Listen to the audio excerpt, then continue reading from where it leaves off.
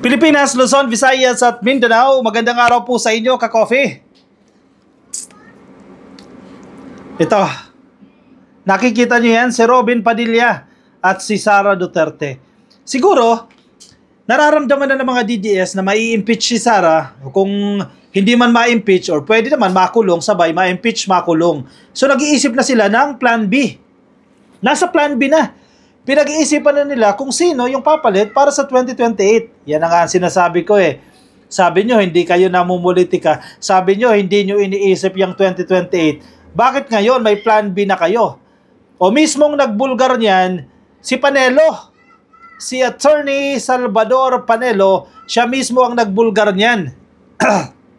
Sabi niya, kapag pinakulong yan, si Vice President Sara Duterte, ang patatakbuhin namin, si Robin Padilla. Number 1 senator eh. Hoping na yung mga bumoto sa kanya sa pagkasenador noong 2022, isusuporta din sa kanya pagdating ng 2028. Kasi ang frontrunner ngayon daw eh, si Sara Duterte, no? Oh, kung hindi nyo patakbuhin yan, o kung hindi na siya pwedeng tumakbo dahil sa impeachment, o dahil na-impeach siya, o di kaya nakulong siya, huwag kayong mag-alala mga DDS, meron pa kayong pambato, si Robin Padilla. Ang tanong, bakit hindi si Bato de la Rosa? Sana si Bato na lang pinatakbo nyo. O hindi ganoon kataas ang karisma. Si Robin Padilla may chance dahil number 1 senator eh. Ang tanong, may nagawa ba si Robin Padilla? Nakakatatlong taon na yan. May nagawa na ba siya dyan sa Senado? Ano sa tingin ninyo? May naalala ba kayong nagawa na ni Robin Padilla? Siyempre, hindi naman sa nilalait natin si Robin Padilla, di hamak naman na limitado ang kaalaman pa sa politika at sa pamamahala. Ang malamang niyan, sino magpapatakbo dyan? Di mga DDS din. Kung buhay pa si Digong, baka si Digong din na magpatakbo niyan. Sa oras na maging presidente si Robin Padilla. O baka si Bato de la Rosa din magpatakbo niyan. O baka si Sara Duterte magpatakbo niyan. Mga DDS style pa rin. Babalik pa rin yung EGK, babalik pa rin yung tukhang, na sabi ng mga mambabatas, dyan sa Quadcom budol? Or kaya ni Robin patakbuhin ang sarili niya?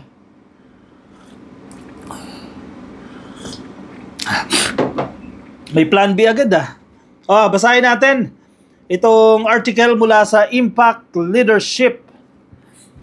Robin to run for president in 2028 if Sara is disqualified, Panelo says. Grabe aga mag-prepare aga mangampanya eh. Senator Robin Padilla will run for president in 2028 if Vice President Sara Duterte is disqualified from seeking public office due to a conviction in an impeachment trial, sabi po ni former Chief Presidential Legal Counsel Salvador Panelo. Bakit nag-plan B agad? Nararamdaman na nila na matibay yung grounds at mai-impeach siyang si Sara. Sa oras kasi na mai-impeach siyang si Sara, hindi na siya pwedeng humawak ng anumang posisyon o hindi na siya pwedeng tumakbo sa pagka-presidente o vice-presidente man, anumang posisyon yan, elected official or elected post sa 2028. Di tapos ang career ng mga DDS, kailangan nila mag-groom ng bago. Kailangan nila humulma ng bago in the character of Robin Padilla. Ikaw DDS, mga DDS na nakikinig sa atin, proud ka ba kay Robin Padilla? Sa tingin mo kaya niyang patakbuhin ng Pilipinas? Ang pamamahala sa bansa ay hindi lang tungkol sa EJK, hindi lang tungkol sa tukhang. Kabuuhan yan, pangkalahatan yan. Imagine, you are managing 107 million Filipinos. Not to mention, yung foreign policy mo, yung ugnayan mo sa iba't ibang bansa, yung relasyon mo sa iba't ibang bansa. At para makapagdesisyon ka ng tama, kinakailangan mo ng karanasan dyan. May sapat bang karanasan si Robin Padilla? Mayroon na, 3 taon na senador. May napatunayan ba si Robin Padilla sa 3 taon niya dyan sa Senado? Wala pa akong nakikita. Baka kayo, may nakikita na kayo. Panelo in an interview on Political Live on Friday, kahapon lang po yan, December 13, revealed that the plan to field Padilla as a presidential candidate already has the blessing of former President Rodrigo Duterte. Bakit laging kailangan nyo ng blessing ni Tatay Digong? Pagpahingahin nyo na yung matanda. Pagod na yan. Hindi ba kayo makakilos ng sarili nyo? Hindi kayo makagawa ng sarili nyong empire? palagi kayo nakasandal doon sa matanda. Ilang taon na yan, oh. Pagod na yan sa politika. Hirap na nga tumayo eh.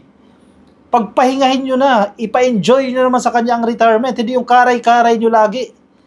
Sa mga rally ninyo, sa mga pinaglalaban ninyo, lagi kayo nakadepende. Kay Digong. Oh, tingnan mo.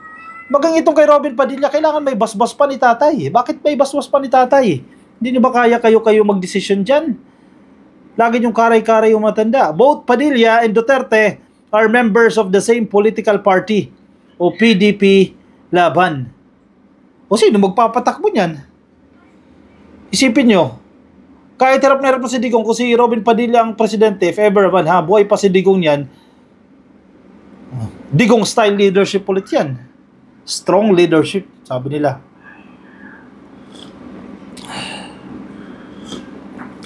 Kapag pinakulong yan, si Vice President Sara Duterte, ang patatakboy namin si Robin Padilla. Pag si Robin Padilla, game over. Wow! Very confident. Game over na daw ang laban. Tapos na. O, nahiya naman si Raffy Tulfo. Wala palang laban si Raffy Tulfo dyan. Game over na raw, ka-coffee. Kung si Robin Padilla ang tumakbo. Game over. Kung si Inday, game over na rin. Wow, very confident. Oh, Robin Padilla, game over na rin. Agree ka ba dyan? Ako hindi ako nag-agree. Hindi ko alam kung anong magic gagawin nila dyan. Pero game over na raw pag si Robin Padilla. Pareho ni Inday Sara. Game over din yan. Saan kayo humuhugot ng lakas itong mga to? Panelo said during the Politiscoop interview. Grabe ha, sobrang lakas ha. He also shared that Padilla was speechless when he learned about the plan during a recent TikTok live stream. Panelo recalled telling Padilla, ihanda mo ang sarili mo kasi pag yan ang nangyari, ikaw ang ilalaban namin kasi nag-usap na kami ni Presidente and he agrees with me na ikaw talaga ang pwedeng pumalit kay Inday Sara. Nabuo na pala ang plano. Tapos doon sa plano, hindi kasali si Padilla. Hindi kasali si Robin. Ang nagplano lang pala si Panelo at si Digong. Nag-usap na sila. O kumbaga ako si Panelo, Digong, Tatay Digong, o classmate, anong tawag natin dyan? Ipapalit natin si Robin Padilla. Si Robin Padilla naman, nabigla, speechless nga.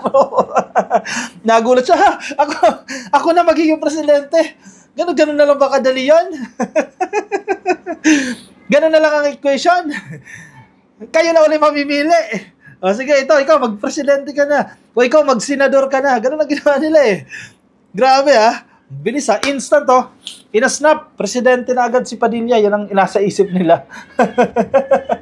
Wala lang usap-usap. Dalawa lang yung nag-usap. Si Digong lang at si Panelo, silang dalawa lang nag-usap. O yan, nagkasundo na sila. Sige, Robin Padilla na presidente natin. Hindi nyo man lang inisip kung ano yung makukontribute niya sa bansa. Sa totoo lang, ang inisip ninyo yung popularity lang. Selfish. Sa PDP. Iniisip nyo lang kung sino sa tingin nyo yung may chance. Hindi nyo inisip kung capable ba yung taong pinili ninyo. Hindi natin minamata si Robin Padilla dahil mahusay naman itong artista. Pero iba ang ipapahawak mo ang bansa sa kanya. Hindi nyo inisip yan. Ang PDP, hindi nyo inisip yan.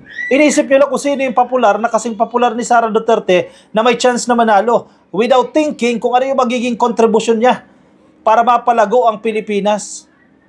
Kasi, sa tingin ko nasa isip nila, tayo din naman magkocontrol dyan eh. Dami lang yan, paupuin lang natin yan. Si Tatay Digong pa rin magkocontrol dyan, magkukumpas yan, parang puppet si Robin Padilla, na ganunin lang nila, taas, baba, taas, baba, taas, baba. Control! Galing niya.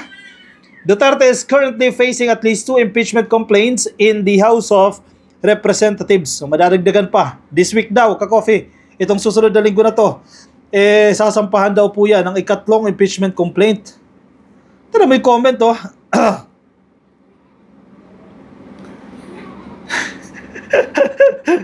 yung mga comment, kung tingnan nyo ka-coffee, sige, matatawa kayo sa comment hanapin nyo to ka-coffee, yung impact leadership, basahin niyo, tapos tingnan makita mga comment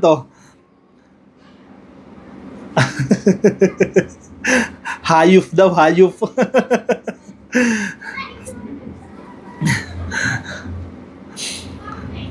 Okay. Sabi ng isang netizen, okay. We already had ERAP, impeach ulit lang na namin yan. Make sure your VP candidate will win. God have mercy on us. Sabi ng comment ah. Justice must be served. Punish the culprit. Oh, ito daw ang plano. Robin Padilla for president. Si Philip Salvador naman for vice president. Ayan, the best tandem. Sure win. Blockbuster ang boto dyan. Ayan na. Sinama na si Philip Salvador. Tingnan natin kung lulusot si Philip Salvador sa pagka-senador. Kasi tumakbo ito ka-coffee ngayong eleksyon eh. Sa pagka-senador. Tingnan natin kung lulusot. Nakakatakot daw din. Okay, Philippines. Good luck sa ating lahat. Isang malaking good luck talaga yan. Game over ang Pilipinas. Ayan. Game over na raw, sabi ni Padelo. Ayan, ang Pilipinas tuloy ang na-game over niyan. Diyos mio, the audacity. Patawa yan. Nakakatawa ito mga netizens na ito eh. Hindi ko alam kung ano pumasok sa isip ng mga ito. Nagganon-ganon na lang. Actually, nasa tao yan. Sabagay, nasa tao din naman yan. Nasa demokrasya. Demokrasya tayo ka-coffee. As long as na hindi siya makakwalify ng COMELEC, sige, karapatan yan, tumakbo yan. Pero sana naman, yung mga malalaking partidong ganito, halimbawa PDP laban, isipin ninyo. Kayo nasa kapangyarihan, isipin ninyo, yung sa tingin ninyo makatutulong sa Pilipinas. Yung mapapaganda yung bansa, hindi dahil kailangan yung proteksyonan, yung kanyang partido, kailangan yung proteksyonan, yung pangalan ninyo, ang pangalan ng mga Duterte, etc. Maraming mas mauhusay dyan. Saklap pa. Plan B. Kaya isang malaking good luck din sa inyo. Ako, sa tingin ko, posible naman yan. Posibleng humantong tayo dyan ka-coffee sa sitwasyon na si Robin Padilla ang kandidato nila. Kasi kailangan nila ng pangalan na kahit papano angat-angat eh. Pero kung mananalo, I doubt na mananalo. Kung nandiyan si Tulfo, tatakbo si Raffy Tulfo, sure win si Tulfo dyan. Kay Robin Padilla, di hamak naman na mas maraming accomplishment at may nagawa itong si Tulfo as compared dito kay Robin Padilla. Kahit ikumpara mo nga kay Sara yan eh. No match pa rin yan eh. Ang panlaban ng administrasyon, wala pa tayo nakikinita dyan kung sino. Pero Robin Padilla, pag-isipan natin yan, medyo malaki-laking tanong yan. Siya? Tatlong tanong yan. Siya. Sige, comment po ang inyong opinion. Iboboto mo ba si Robin Padilla sa 2028? Sige. Yes or no nga dyan ka-coffee sa comment section.